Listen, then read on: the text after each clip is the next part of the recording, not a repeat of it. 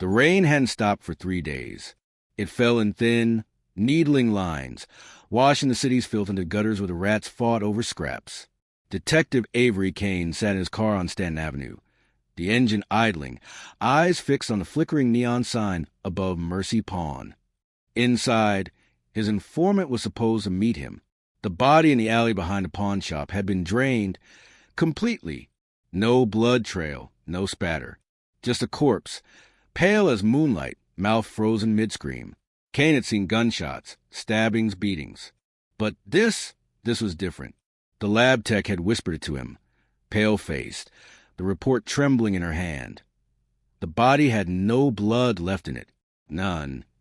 When the pawn shop door creaked open, Kane saw her, Mara Vex, wanted for armed robbery, suspected in 3 homicides.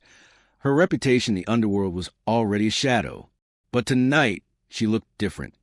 Skin too smooth, eyes reflecting the street lamp like a predator's. She smiled at him, and he felt something, an urge, deep and primal, to back away. "Kane," she purred, stepping into the rain. "You've been looking for me. What happened to that man in the alley?" Kane asked, hand resting near his gun. Her laugh was low, almost tender. "You wouldn't believe me if I told you." Lightning ripped the sky open, illuminating the long alley to their left. For just a second, Kane saw movement there. A figure crouched low, crawling fast, its limbs too long, its mouth slick with red. Mara glanced at the alley, then back at him, her voice dropping to a whisper. "They're here for you now." Somewhere behind the pawn shop, glass shattered. The air grew colder. Kane's instinct screamed at him to draw his weapon, but something in Mara's eyes held him frozen, a mixture of hunger and warning. Kane's breath fogged in the damp air. The sound came again, shards of glass crunching, footsteps dragging in a jerking, unnatural rhythm. The alley swallowed the light, but something was moving inside it, closing in. Mara's lips curled, not in amusement, but in anticipation. She tilted her head slightly, as if listening to a frequency only she could hear. "You've been asking too many questions," she said. "Now you're on their list." "There." Kane's voice was tighter than he intended. Her gaze drifted past him, toward the shape emerging from the dark. It wasn't just one figure. There were 2 now, both lean and gaunt, their eyes black wells in the night. One crouched low, knuckles scraping the ground. The other stood upright, its posture unervingly deliberate. Kane pulled his gun.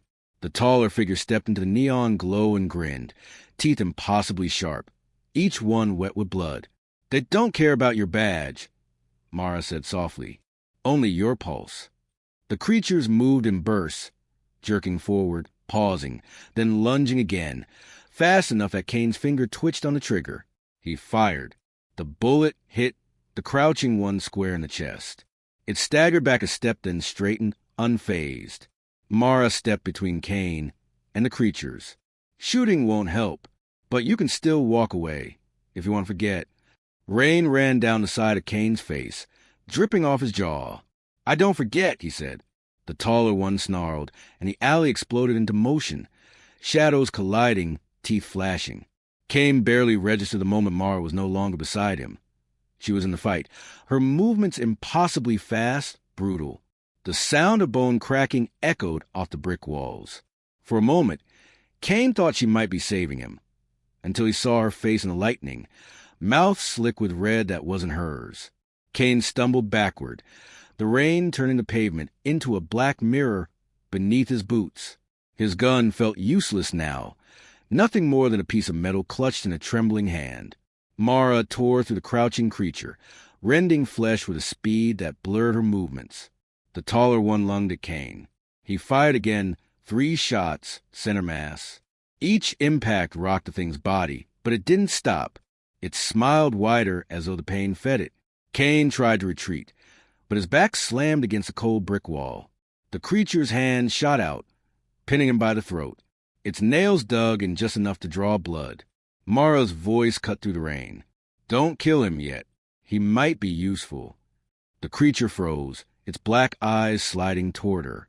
Something passed between them, silent, primal, before it released Kane and stepped back. Kane doubled over, gasping, clutching his neck. "What the hell are you?" Kane rasped. Mara crouched in front of him, her eyes burning gold now, sharp and inhuman. A witness, a hunter, a traitor, depending on the night. She glanced over her shoulder. The taller creature melted back into the shadows. But Kane could feel it lingering, watching. "There's a nest," Mara said. 4 blocks from here. They've been feeding for months. You want answers? That's where you'll find them. But if you go in without me," she smirked, almost pitying him, "you'll last maybe 30 seconds. Kane's chest heaved as he weighed her words. He didn't trust her. Every instinct told him she was part of this darkness. But the corpses piling up, the pale faces, the hollowed eyes, they were more than just unsolved cases now. They were war. Mara stood, extending a hand. "Come on, detective. Time to stop pretending your city belongs to you." Thunder cracked above them. The rain grew heavier. Somewhere far off, a scream tore through the night and was cut off mid-breath. Kane followed Mara through Stanton's back streets, the city twisting into a maze of narrow alleys and boarded-up storefronts. The glow of street lamps thinned until the world was only shadow and rain. They stopped at an abandoned textile factory, its windows smashed, its walls tagged with graffiti that looked more like symbols than words.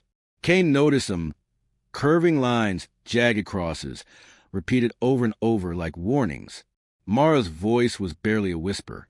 They marked their territory. The symbols are older than the city itself. Kane's grip tightened on his pistol. "And what are you in all this? Hunter? Monster?" She gave him a look that made his stomach knot. "Sometimes both." They slipped inside. The air was damp and thick, with an iron tang. In the half-light, Kane saw rows of rusted machinery, their hulking frames casting skeletal shadows across the floor. Somewhere deep in the factory, faint footsteps echoed. Too many, too fast. Mara moved like she'd done this 1,000 times, silent and precise. Kane followed, every sense screaming. Then he saw it. Bodies, dozens, strung upside down from the ceiling on meat hooks. Some fresh, skin pallid and eyes wide. Others reduced to leathery husks.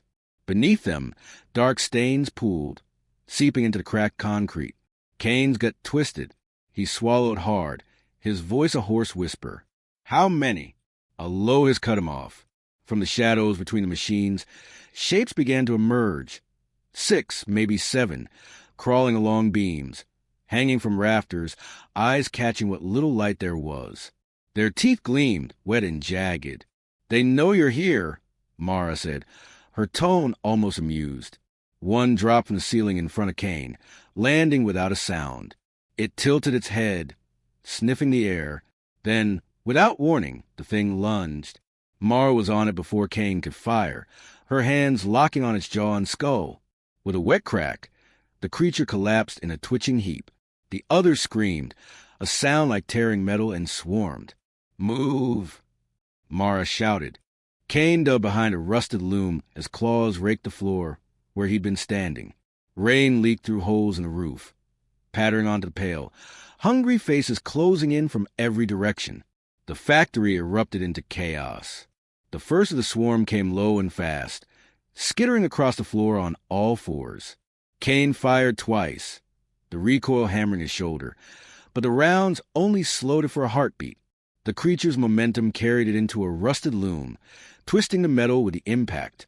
Mara was already in motion, a blur of black leather and pale skin. She met another attacker mid-lunge, driving her elbow into its throat before raking its chest open with inhuman strength. Blood sprayed, hot and metallic, spattering the floor. Kane ducked under a clawed swipe, stumbling backward toward a wall. He could hear them above, nails scraping along steel beams, the sound of their bodies shifting in the dark rafters. One dropped behind him, but before it could strike, Mara's hand shot past his shoulder, yanking the thing back by its hair. The movement was too fast, too savage. Kane caught a glimpse of her mouth, teeth bared, longer now, sharp enough to tear through bone. "You're one of them," Kane hissed, his voice shaking with adrenaline. "I'm not like them," she snapped, flinging the twitching corpse aside. "Now keep shooting." The swarm tightened its circle. Their eyes burned in the dim light, their hissed breaths mixing with the smell of blood and rot. Kane emptied his magazine, forcing a gap in their line. Mara darted through it, grabbing Kane by the collar and dragging him toward the far end of the room. They burst into a narrow hallway lined with broken lockers and peeling paint. But the sound followed them. Scraping, crawling, that animal hiss growing louder. "They won't stop," Kane said, reloading. "That's why we burn it," Mara replied, eyes glinting. "All of it." Something slammed into the wall beside them, denting the metal. From the darkness ahead, more shapes poured in, blocking the only exit. Behind them, claws scraped closer. Kane realized they were trapped. The hallway tightened around them, the flicker of a single dying light bulb casting jagged shadows across the peeling walls. The first creature dropped from a hole in the ceiling, landing on all fours like a feral animal. Kane fired instinctively, the muzzle flash burning a brief snapshot of its twisted face into his vision. It shrieked, staggering, but two more were already climbing over the lockers toward them. Mara moved faster than his eyes could track. She met one midair, twisting its neck with a sharp crack, then shoved the limp body into the others, buying seconds. "They're closing in," Kane said, stepping back until his boot hit something soft. He looked down. Blood had pooled across the floor, soaking into the sole of his shoe. Mara's voice dropped into something colder. "Good. They'll smell it before they see us." From afar into the hallway, a cluster of figures emerged, thin, sharp silhouettes, teeth catching the light. Behind them, Kane could make out the faint glow of something larger, moving with a slow, deliberate gait. "That's not one of the swarm," Mara whispered. "That's one of the old ones." The scraping sound grew heavier, as if the floor itself bowed under its steps. The air thickened, every breath tasting of rust and ash. The swarm parted to let it through. It was taller than any of them, its skin stretched tight over bone, its eyes glowing a deep, impossible crimson. Its mouth opened wider than human jaws should allow, revealing a void lined with teeth. Kane's stomach dropped. "What the hell?" "Don't look into its eyes," Mara snapped. "It'll know you." The thing stepped closer, and even the other creatures seemed to lower themselves in its presence. Kane could feel it studying him, peeling back layers he didn't know he had. Then it spoke, its voice like wet stone grinding together. "You brought him to me." Mara didn't move. Kane realized her hands were trembling, not in fear, but in anticipation. The old one closed the distance with deliberate steps, each movement bending the air around it, as if the space itself wanted to collapse away. Kane's throat tightened. His finger hovered on the trigger, but every instinct screamed that shooting it would be like spitting into a hurricane. Mara stepped sideways, placing herself just inside Kane's peripheral vision. "If we fight here, we die here," she murmured. "We need them cornered." The old one's crimson gaze locked on Kane. A cold pressure slid into his skull, thoughts not his own, whispering, coaxing. "Put the gun down." For a moment his grip loosened. Mara snapped her fingers in front of his face, sharp enough to break the trance. "Don't listen," she hissed. The swarm tightened the ring around them. Claws scraped the lockers, teeth chattered in rhythmic hunger. Without warning, the old one lunged, blindingly fast for something its size. Kane dove sideways as its hand smashed through the wall where he'd been standing. Metal lockers bent like foil. Mara was on it instantly, her arm snaking around its neck, her other hand driving a blade into its ribs. The blade hissed as it cut, smoke rising from the wound. The old one roared, the sound shaking dust from the ceiling. In the chaos, two of the smaller creatures broke past and charged Kane. He fired point blank, the muzzle flash lighting their snarling faces. "Mara!" he shouted. She was locked with the old one, her fangs bared now, her face twisted in something between fury and ecstasy. "Get to the boiler room," she yelled back. "Now!" Kane didn't ask why. He pushed through the swarm, shoving past claws and teeth, feeling hot breath on his neck. The hallway gave way to a stairwell choked with shadows and the smell of mold. Behind him, the old one's roar followed. Closer now, heavier, unstoppable. Kane barreled down the stairwell 2 steps at a time, boots slipping on the slick concrete. The smell of rust and oil grew stronger with every turn. Somewhere below, pipes hissed and groaned like they were alive. He burst into the boiler room, a cavern of rusted machinery and thick, snaking pipes dripping with condensation. The air was a furnace, heavy with heat despite the cold rain outside. A narrow row of catwalks zigzagged above the massive tanks. Kane's eyes darted upward. Steam valves, pressure gauges in the red. A dozen ways this place could blow. Behind him, claws screeched against the stairwell walls. He turned just in time to see two creatures leap from the shadows, their limbs stretching far too long. Kane fired, hitting one in the jaw and spinning it midair. The other slammed into him, driving him into the boiler, casing hard enough to knock the breath from his lungs. He fought to push it off, the creature's mouth snapping inches from his throat. Its breath reeked of copper and rot. With a grunt, Kane jammed the barrel of his gun under its chin and pulled the trigger. Bone and black blood sprayed the boiler side. A metallic groan filled the room. Steam burst from a ruptured valve, blinding him for a heartbeat. Through the white haze, a shape moved, taller, heavier. The old one stepped into the boiler room, ducking under the doorway like a predator entering its den. Its crimson gaze swept the catwalks, the tanks, then fixed on Kane. Mara appeared from the opposite side of the room, leaping down from a catwalk with predatory grace. Her eyes burned gold in the steam. She was bleeding down one arm, but her grin was feral. "You picked the wrong place to follow us," she told it. The old one's mouth split wider than before, teeth glistening. "No, this is where you die." The pipes overhead rattled. Somewhere deep in the machinery, a gauge needle ticked higher. The heat swelled in the room, oppressive and thick, the hiss of steam almost drowning out the growl rumbling from the old one's chest. Kane backed toward cluster pipes, his hand brushing against a wheel valve. The metal burned his palm. It was already near critical pressure. Mara didn't wait for it to make the first move. She sprang forward, blade flashing in the dim light. The old one caught her by the wrist mid-swing, twisting hard enough for bone to crack. She hissed, pivoted, and drove her knee into its ribs. Kane fired twice at the thing's head. Both shots hit, but the old one only flinched, its attention now turning toward him. Its long arm lashed out, striking a boiler tank with a sound like thunder. The steel dented inward, steam screaming from a new tear. More of the swarm poured into the room, crawling over catwalks, dropping down onto the hot concrete floor. Their eyes gleamed in the haze, shapes flickering in and out of view to the clouds of vapor. Mara's voice cut through the din to pressure. "Get it higher." Kane glanced at the gauges. They were already deep in the red. Any higher in this place? "Exactly," she snarled, ducking under a swipe from the old one and raking her blade across its chest. Black blood hissed as it hit the boiling metal beneath them. The old one roared, the sound vibrating through Kane's bones. It charged him. Kane dove sideways, rolling across the floor until his shoulder slammed into a valve. Without thinking, he spun it open. Steam exploded upward in a white plume, scalding the nearest creature. It shrieked, flailing blindly before collapsing. The swarm hesitated, but only for a second. From above, a pipe ruptured with a deafening bang, sending boiling water cascading across the floor.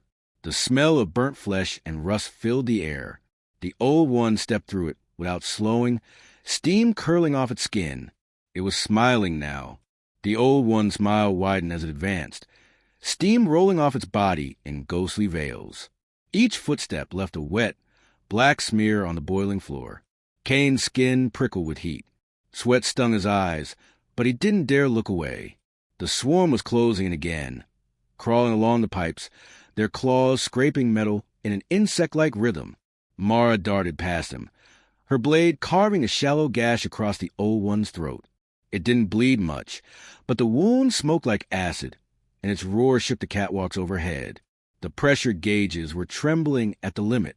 Kane yanked another valve, releasing a blast of steam that engulfed two swarm creatures, their skin blistering and peeling in seconds.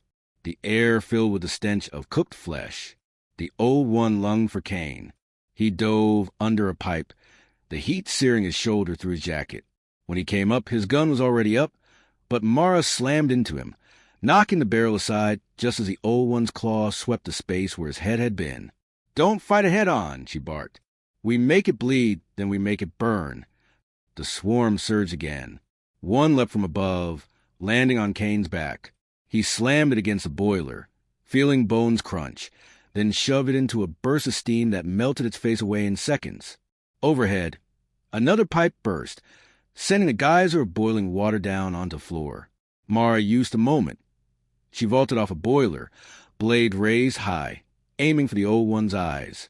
It caught her mid-air, one massive hand around her throat. The other swatted her weapon aside like a toy.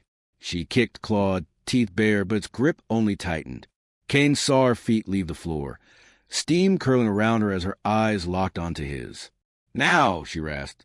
Every gauge in the room was shaking. The whole place felt like it was holding its breath before something gave way. Kane didn't think. He moved. His boots skidded across the slick floor as he shoved past two swarm creatures. One raked his back, the claws tearing through his jacket and into flesh. But he didn't stop. His shoulder slammed into the nearest valve. Spinning it hard, steam burst out in a screaming jet, enveloping everything in a blinding cloud. The old one roared, the sound muffled through the haze. Kane's eyes stung, lungs burning, but he found another valve and wrenched it open. The pressure gauge needle slammed past the red. Pipes groaned overhead. Somewhere deep in the machinery, something cracked. The swarm shrieked in panic, their inhuman voices cutting to the roar of the boilers. Some retreated up the catwalks. Others tried to press forward through the steam, but the heat blistered their skin. The smell of scorched meat filled the air. The old one tightened its grip on Mara's throat, lifting her higher. Her feet kicked, scraping against a boiler casing. Blood streamed from the corner of her mouth, but her eyes never left Kane. "Do it," she choked. Kane grabbed the last valve, massive, rusted, and stiff. He put all his weight into it, every muscle straining. The wheel spun. The room exploded into motion. Steam erupted from every pipe, boiling water pouring from ruptures overhead. A deafening metal groan turned into a tearing scream as one of the boilers split open, sending a geyser of scalding vapor across the room. The swarm was thrown into chaos. Creatures shrieking, writhing, dropping from the catwalks. The old one staggered back as steam enveloped it, its grip on Mara finally breaking. She hit the floor hard, rolling away as the thing's skin split in long, black fissures. Kane dragged at her feet, half carrying her toward the stairwell. Behind them, the old one's roar turned into a gurgling scream. The boilers began to go, one after another, bursting in concussive blasts that rattled the walls and sent shrapnel through the haze. A wave of blistering heat chased them up the stairs. They stumbled into the rain-slick street, just as the factory's windows blew outward in a hurricane of glass and fire. Steam billowed up, swallowing the night sky in a white and orange plume. Kane collapsed against a wall, chest heaving, blood soaking his shirt. Mara crouched beside him, her skin pale but her eyes burning gold again. "It's dead," he asked. She tilted her head. "That one, maybe. But they don't die like we do. They wait. They rebuild." The glow of the fire lit the wet streets, and for a moment Kane swore he saw movement in the smoke. Thin shapes slipping away into the night. Mara's gaze followed them. This was just a nest. There are others. Kane looked down at his shaking hands. His service pistol felt suddenly small, almost laughable. "Then we hunt them." A faint smile curved her lips, not warm, not reassuring, but something sharper. "Careful, detective. Once you start, you don't stop. You can't." Thunder rolled overhead. Sirens wailed somewhere far off. Mara stood, offering her hand. Kane hesitated, then took it. They walked into the rain, leaving the burning factory behind, its white plumes of steam rising into the night like ghosts. Neither of them looked back, because both of them knew the city's shadows had just begun to move.